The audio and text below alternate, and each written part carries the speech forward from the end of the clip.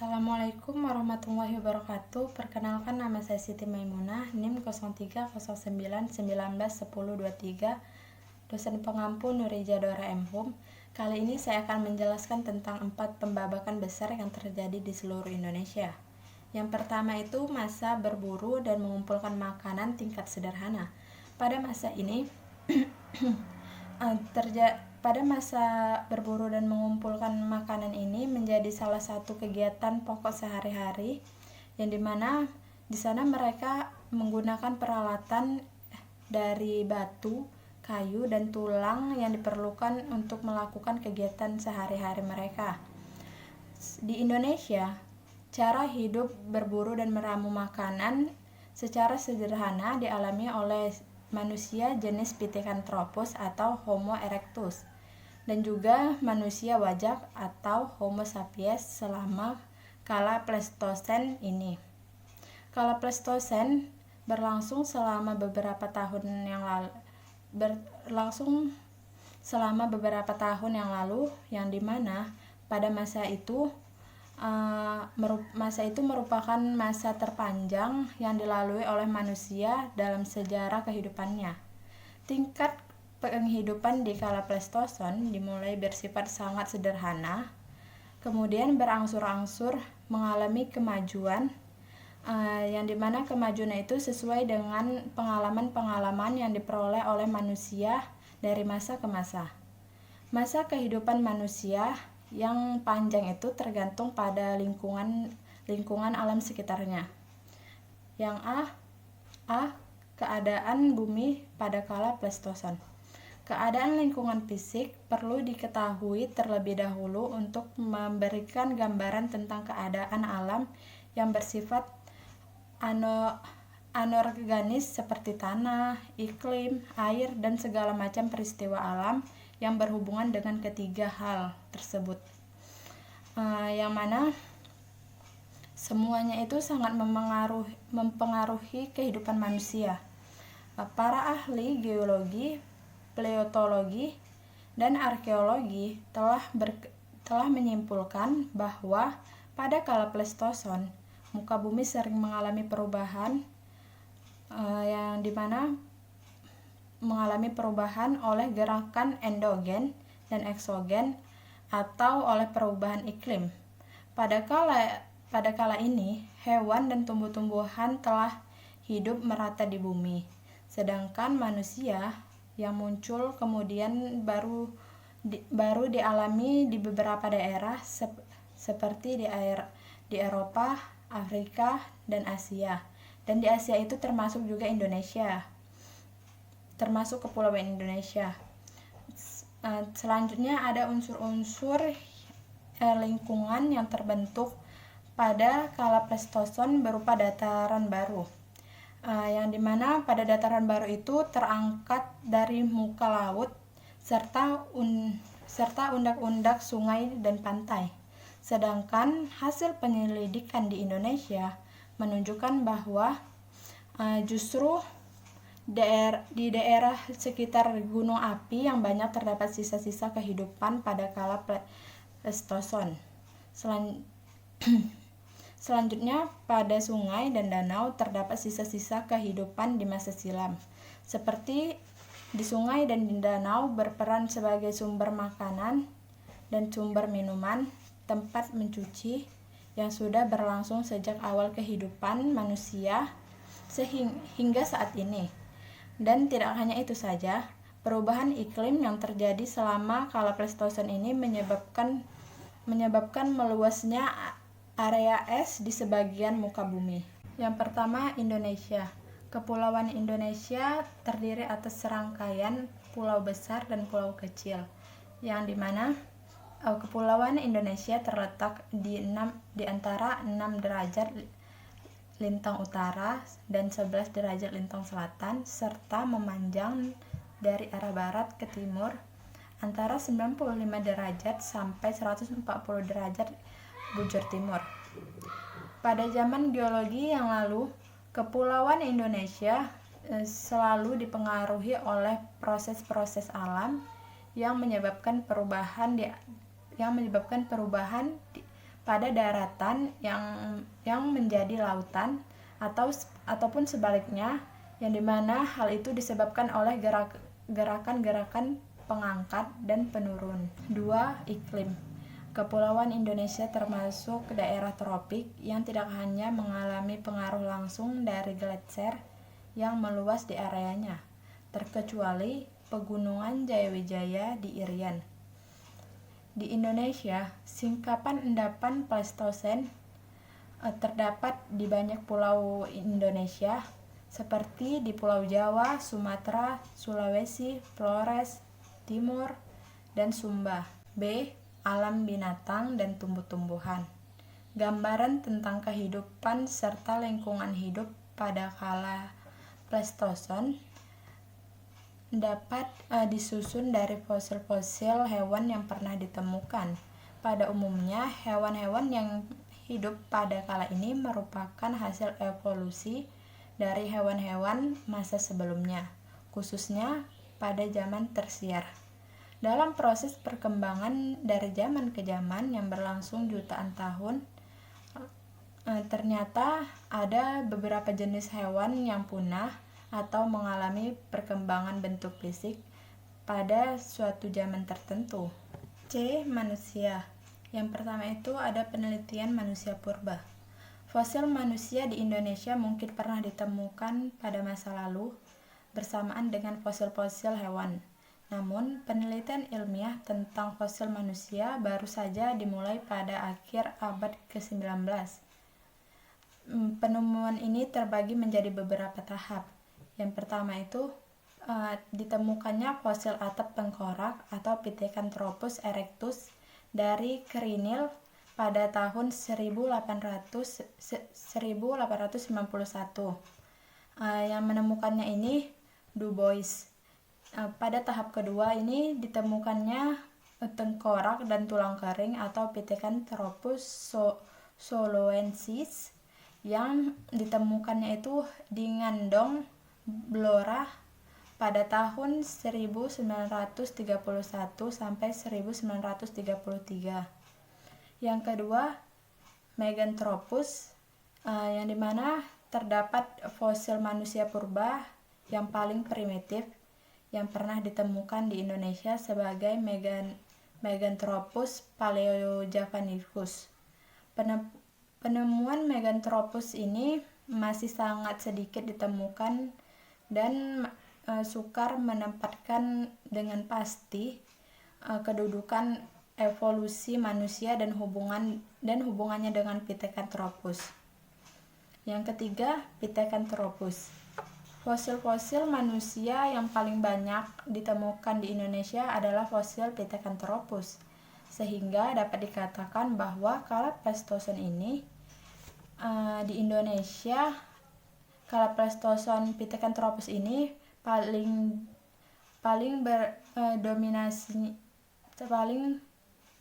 berdominasi di Indonesia.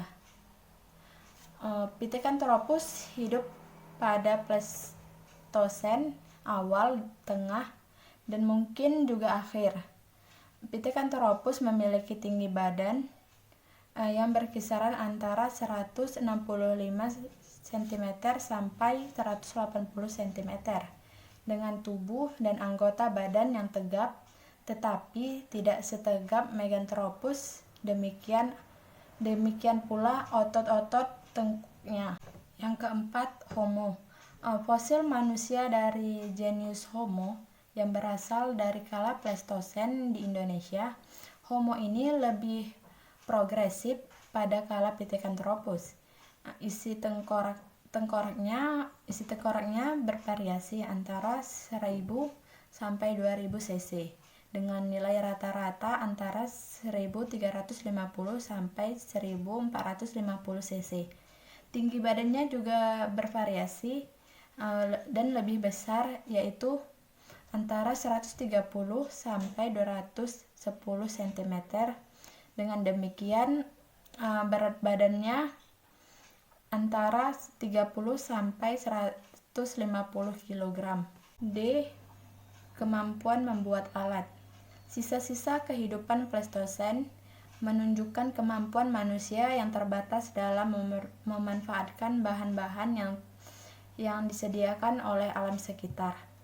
Alat-alat keperluan hidup dibuat dari kayu, batu, dan tulang dengan pembuatan yang sederhana, sekadar untuk memenuhi tujuan penggunaannya. 1. Kapak perimbas. A. Asia Tenggara dan Asia Timur. Perimbangan tipe-tipe alat di daerah persebaran di Asia Tenggara dan Asia Timur tidaklah sama. Tipe di Asia Tenggara yaitu memiliki unsur-unsur mencolok dalam kelompok-kelompok lokal budaya paleotik. Sedangkan pada tipe di Asia Timur mempunyai tipe kapak perimbas dan kapak penetak. B. Indonesia. Tradisi kapak perimbas di Indonesia ternyata mempunyai persebaran yang luas dan khususnya berkembang di tempat-tempat yang banyak mengandung bahan-bahan batuan yang sesuai untuk pembuatan perkakas batu. 2. Alat serpi. Alat serpi ini adalah alat yang berupa batu tingkat Pleistosen di Indonesia dan di daerah-daerah sekitar Asia Tenggara. Alat serpih yang pertama kali ini ditemukan oleh Coen Singwell pada tahun 1934.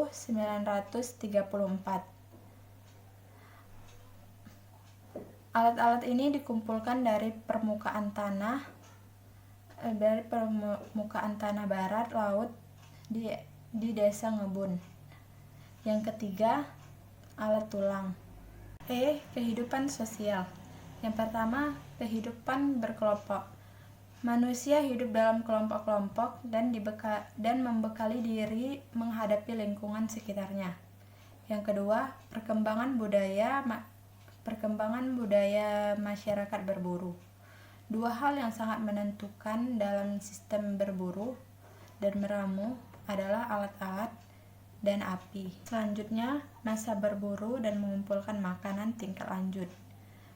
Pada masa berlangsungnya hidup berburu tingkat lanjut ini, dikala pasca Pleistosen, corak hidup yang berasal dari masa sebelumnya masih berpengaruh.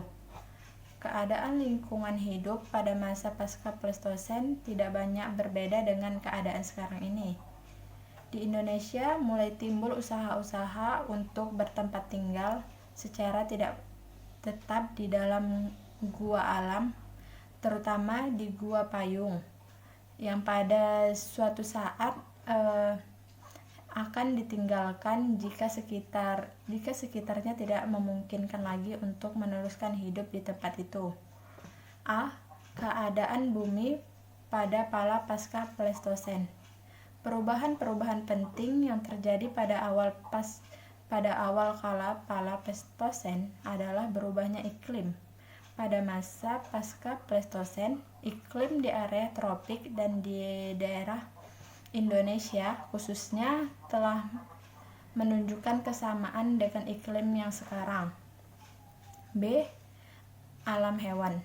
Akibat terputusnya wilayah Indonesia dari daratan Asia, pada akhirnya masa glacial warm, terputus juga hubungan antara hewan kedua daerah tersebut, yang dimana sebelumnya dapat dilalui dengan leluasa untuk bergerak dari daerah yang satu ke daerah yang lain.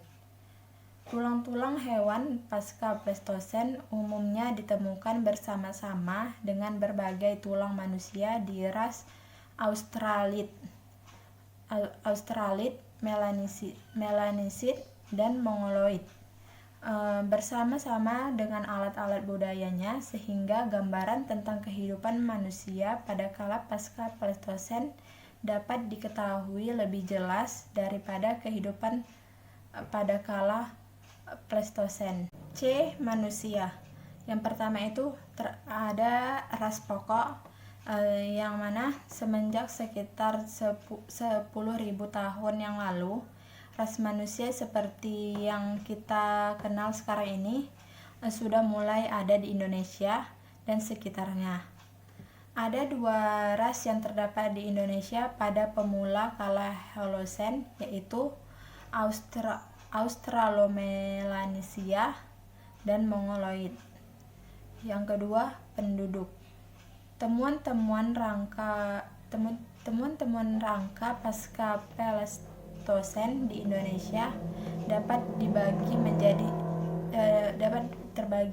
dibagi dalam 3 golongan, yaitu rangka dari bukit-bukit remis dari pantai timur Sumatera, dari pantai-pantai timur Sumatera Utara, rangka dari goa-goa daerah Jawa Timur, serta rangka dari gua-gua di Sulawesi Selatan dan Nusa Tenggara. Pengembangan kemahiran membuat artefak. Pada masa pasca Pleistocene, berkembang 3 tradisi pokok pembuatan alat-alat di Indonesia, yaitu tradisi serpih bilah, tradisi alat tulang, dan tradisi kapak genggam Sumatera. Yang pertama, serpih bilah. Tradisi serpih bilah berkembang di beberapa daerah di Asia Tenggara, terutama di Indonesia.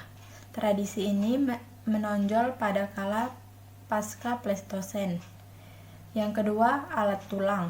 Di daerah Asia Tenggara, alat-alat tulang ditemukan di Tonkin, tetapi di sana bercampur dengan kapak genggam Sumatera yang agak besar. Yang ketiga, kapak genggam Sumatera. Di Indonesia, kapak genggam Sumatera ini ditemukan di pantai timur Sumatera Utara, yaitu Lok Semawe dan Binjai atau Tamiang. Masyarakat. 1. Kehidupan sosial dan ekonomi. Cara hidup manusia pada masa berburu tingkat lanjut masih berpengaruh oleh cara hidup pada masa sebelumnya. Faktor-faktor alam seperti iklim, kesuburan tanah, dan keadaan fauna yang amat berpengaruh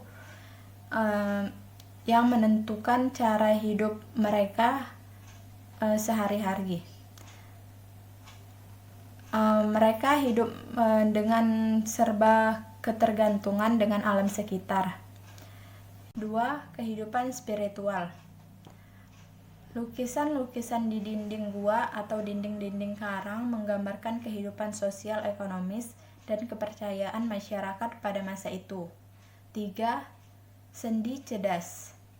Di Indonesia, sendi cerdas adalah suatu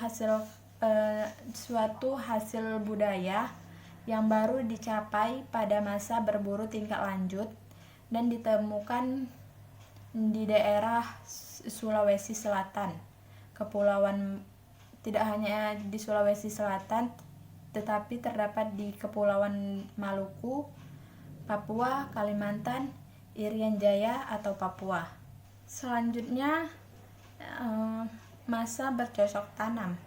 Masa bercocok tanam ini lahir melalui proses yang panjang dan tidak mungkin dipisahkan dari usaha-usaha manusia prasejarah dalam memenuhi kebutuhan hidup mereka pada masa-masa sebelumnya. Masa ini sangat penting dalam sejarah perkembangan dan peradaban masyarakat, karena pada masa ini beberapa temuan baru berupa penguasaan sumber-sumber alam bertambah cepat. Dan pada masa ini pula dimulai adanya tanda-tanda cara hidup menetap di suatu perkampungan yang terdiri atas tempat tinggal sederhana, yang mana mereka hidup secara berkelompok oleh beberapa keluarga. Manusia. 1. Ciri. Tidak diketahui ciri-ciri manusia yang berdiam di Indonesia pada masa bercocok tanam di Indonesia, dikarenakan tidak ada temuan rangka yang cukup utuh di masa itu. Yang kedua, populasi. Di masa bercocok tanam, kelompok manusia sudah lebih besar karena pertanian dan peternakan dapat memberi makan penduduk dalam jumlah yang besar. B. Peningkatan kemampuan dalam membuat alat. Masa bercocok tanam di Indonesia mulai kira-kira bersamaan dengan berkembangnya kemahiran menggunakan alat-alat batu serta dikenalnya pembuatan gerabah. Tidak hanya itu saja, ada beberapa alat yang dibuat pada masa ini. Yang pertama, beliung persegi. Yang kedua, kapak lonjong. Yang ketiga, alat obsidian. Yang keempat, mata panah. Yang kelima, gerabah. Yang keenam, alat pemukul kulit kayu. Yang ketujuh, perhiasan. C. Masyarakat bertani. 1. Kehidupan sosial ekonomi. Pada masa ini mereka sudah mengenal sistem barter. Yang kedua, kehidupan sosial budaya. Yang dimana pada masa ini sudah ada namanya gotong royong, yang dimana setiap anggota masyarakat berkewajiban dalam bekerja sama untuk meringankan pekerjaan mereka. Dan tidak hanya itu saja, di masa itu juga mereka sudah membagi pekerjaan antara kaum perempuan dan laki-laki. D. Pemujaan nenek moyang. 1. Konsepsi kepercayaan. Pada masa ini masyarakat bercocok tanam percaya bahwa roh seseorang tidak hilang pada saat dia meninggal. Roh itu dianggap mempunyai kehidupan di alamnya setelah meninggal. Dan pada saat itu pula terdapat upacara yang paling mencolok, yaitu upacara pada waktu penguburan. 2. Tradisi megalitik. Pada masa ini mereka mempercayai bahwa seseorang yang mati atau meninggal diabadikan dengan mendirikan bangunan batu yang besar. 3. Pengaruh terhadap perkembangan masyarakat. Yang keempat, bangunan megalitik. Dan yang terakhir, masa perundagian. Kata perundagian diambil dari kata dasar undagi dari bahasa Bali. Undagi adalah seseorang atau sekelompok atau golongan masyarakat yang mempunyai kepandaian atau keterampilan dalam beberapa usaha tertentu, misalnya pembuatan gerabah, perhiasan kayu, sampan, dan batu. A. Penduduk. 1. Sisa-sisa manusia. Di masa ini, manusia yang mendiami Indonesia dapat kita ketahui melalui beberapa penemuan dari sisa-sisa rangka yang terdapat di beberapa tempat. Yang kedua, populasi lokal. Di masa perundagian ini, perkampungan sudah lebih besar dengan lebih besar di daerah pertanian dari sekitarnya, yang dimana di sana sudah melakukan perdagangan. B. Kemahiran membuat alat. Di masa ini teknologi berkembang lebih pesat sebagai akibat dari tersusunnya golongan-golongan masyarakat yang dibebani pekerjaan tertentu. Kemajuan teknologi mempengaruhi cara berpikir manusia, yang bahwa peningkatan dalam bidang kepercayaan yang memusat pada tradisi pemujaan nenek moyang. Yang pertama itu benda-benda perunggu, yang kedua kapak perunggu, yang ketiga bejana perunggu, yang keempat patung perunggu, yang kelima perhiasan perunggu, yang keenam senjata dan benda-benda perunggu lainnya, yang ketujuh benda-benda besi, yang ke-8 gerabah, yang ke-9 manik-manik. C. Masyarakat. 1. Kehidupan sosial ekonomi. Pada masa perundagian manusia di Indonesia, yang terletak di desa-desa di daerah pegunungan, dataran rendah, dan tepi-tepi pantai dalam tata kehidupan yang mana di sana kehidupannya semakin teratur dan terpimpin. Yang kedua, kehidupan sosial budaya. Demikian penjelasan dari saya, lebih dan kurang saya mohon maaf, kepada Allah saya mohon ampun. Wabillahi taufiq wal hidayah. Wassalamualaikum warahmatullahi wabarakatuh.